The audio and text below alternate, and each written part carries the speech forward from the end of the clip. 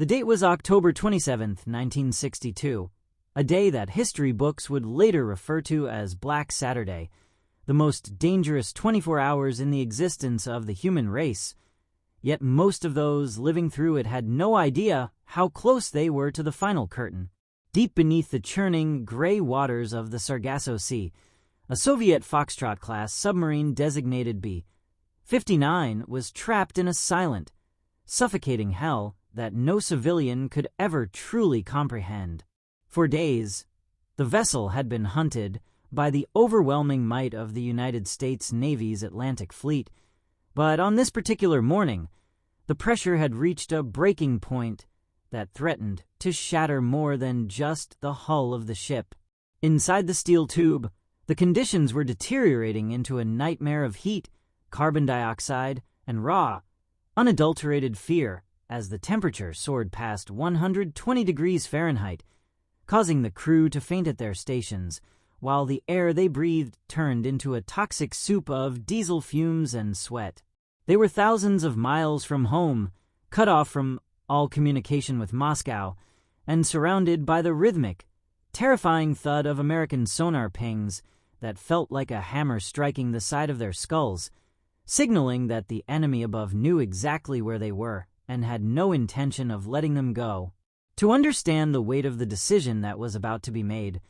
one must understand the state of the world above the waves where the United States and the Soviet Union were locked in a nuclear standoff over the presence of Soviet missiles in Cuba. President John F. Kennedy had established a naval quarantine around the island, and the instruction to the U.S. Navy was clear: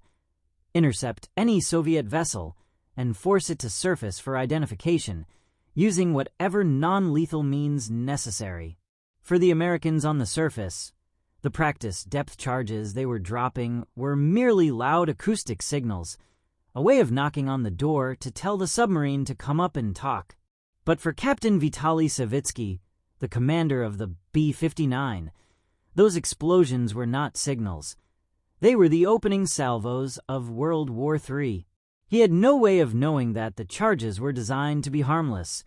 as each blast rocked his exhausted vessel, flickering the lights and sending showers of sparks through the control room, leading him to a logical but catastrophic conclusion that the war had already begun and his country was being destroyed while he sat helpless in the dark. The psychological toll on Captain Savitsky cannot be overstated,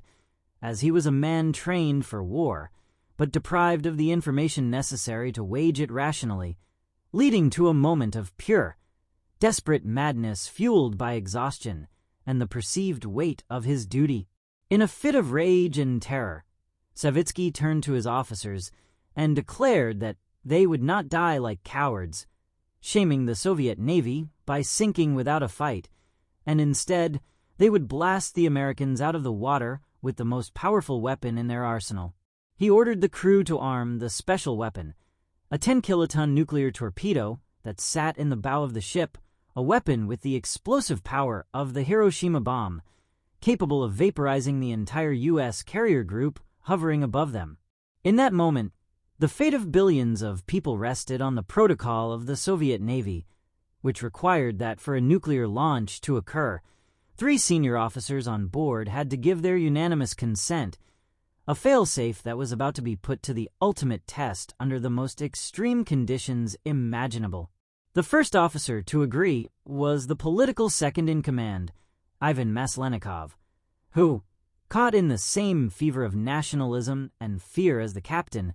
gave his approval to fire the weapon, leaving only one man standing between a localized naval skirmish and a global thermonuclear holocaust. That man was Vasily Arkhipov, the flotilla commander who happened to be stationed on the B-59 that day,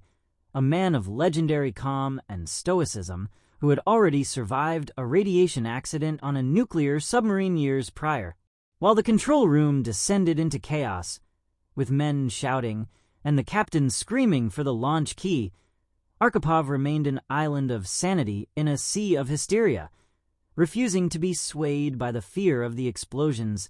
or the aggressive demands of his superior officer. He looked at the sweating, trembling faces of his comrades and realized that if they fired that torpedo, there would be no going back, no world to return to, and no one left to judge whether they had been brave or foolish in their final moments. Archipov's argument was not one of cowardice, but of profound tactical and moral clarity, as he insisted that the American actions were too consistent and too controlled to be a genuine attack, suggesting instead that they were being provoked into a mistake. He spoke with a quiet authority that slowly began to drain the frantic energy from the room, reminding Savitsky that their primary mission was to protect the vessel and the crew, not to initiate a war based on a lack of data. The tension between the two men was palpable, a clash of wills that lasted for what felt like an eternity, while the sonar pings continued to echo through the hull like a ticking clock on human civilization. Eventually, through a combination of reasoned logic and unshakable resolve, Arkhipov managed to convince the captain to surface the submarine, identify themselves to the Americans, and wait for orders from Moscow rather than ending the world in a blind panic. When the B-59 finally broke the surface, the crew was met with the sight of U.S. destroyers and helicopters circling them, but to their surprise, no shots were fired. Instead, the Americans offered food and cigarettes, unaware that only minutes prior, they had been seconds away from being disintegrated by a nuclear blast. The submarine eventually retreated and began the long, shameful journey back to the Soviet Union, where the crew would not be greeted as heroes who saved the world, but as failures who had allowed themselves to be caught and forced to surface by the enemy. For decades, the story of Vasily Arkhipov and the decision at B-59 remained a buried secret, a footnote in the archives of the Cold War that was only fully revealed to the public after the fall of the Soviet Union and the release of classified documents in the early 2000s. Reflecting on this unknown decision, one cannot help but feel a sense of chilling vertigo at how thin the thread of human survival truly is, and how often our existence has depended not on the wisdom of presidents or the strength of armies, but on the quiet conscience of a single individual. Vasily Arkhipov did not win a medal for his refusal to fire.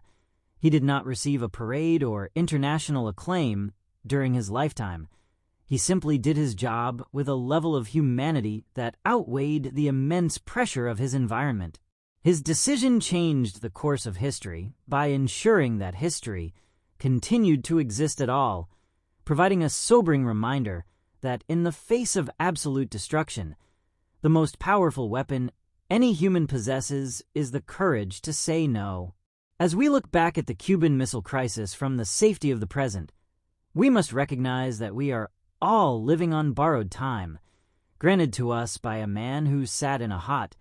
dark room under the sea and chose to believe in the possibility of peace when everything around him was screaming for war.